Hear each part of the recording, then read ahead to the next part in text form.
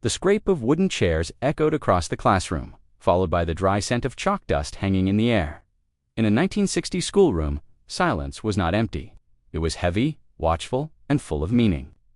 Children sat upright, hands folded, eyes forward, aware that speaking out of turn carried consequences far beyond a gentle reminder.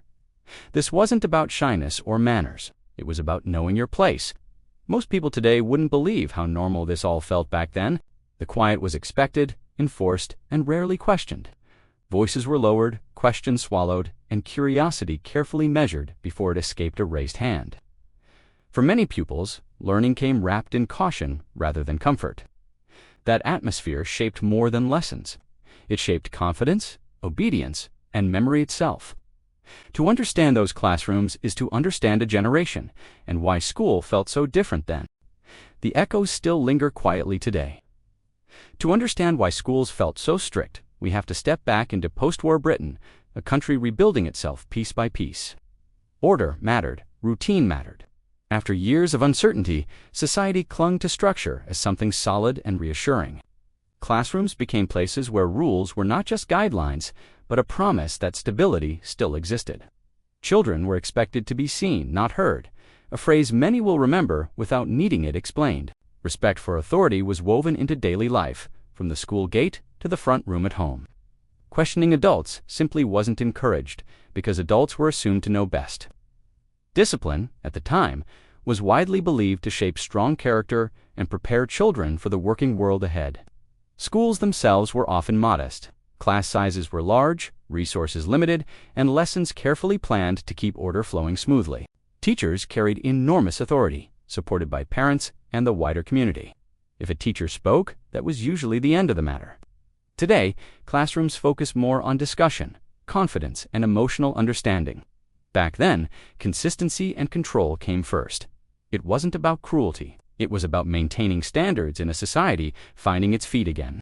And within that mindset, silence felt not harsh, but necessary, laying the foundation for everything that followed. Those expectations shaped generations, quietly influencing how people spoke, listened, and behaved long after the final school bell rang, leaving memories that still surface whenever we talk about learning. Authority and change in Britain then alone. There were rules in those classrooms that needed no explaining, because everyone already knew them. You sat straight, feet flat, hands neatly placed on the desk. You spoke only when invited, and even then carefully.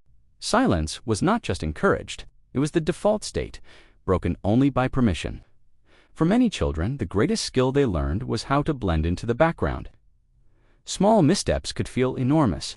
Turning around, whispering, or fidgeting too much might lead to standing apart from the class, or being made an example of in front of everyone else. That kind of attention lingered far longer than the lesson itself. Some pupils remember copying lines for what felt like hours.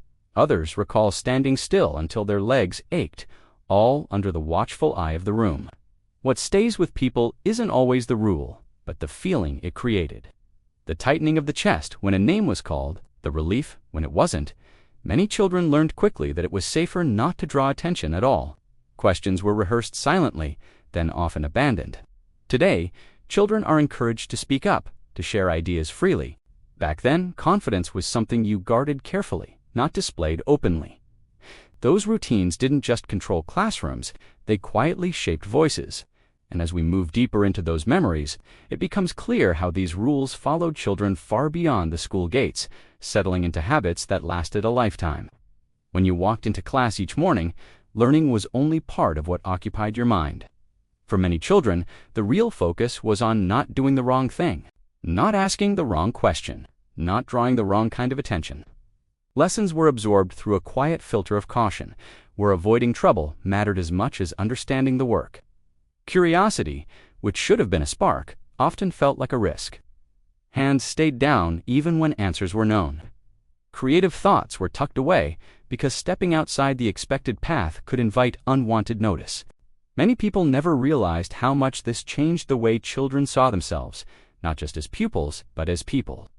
Over time, this atmosphere taught powerful lessons that went far beyond reading or sums. Authority became something to navigate carefully.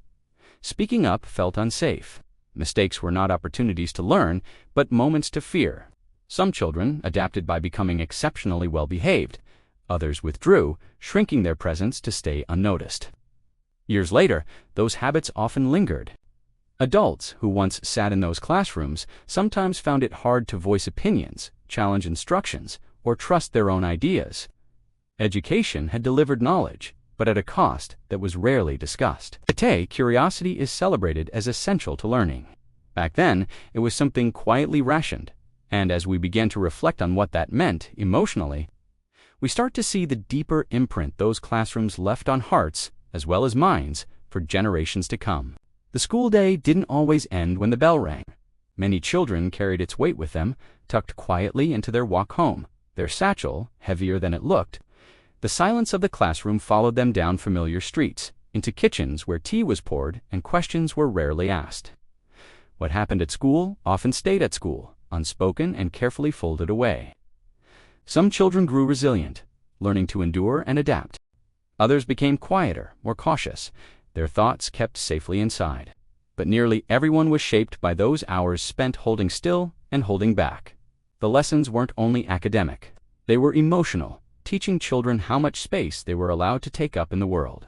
Years later, those memories surface unexpectedly, in the way someone hesitates before speaking, in the discomfort of being singled out, in the relief of blending into the crowd.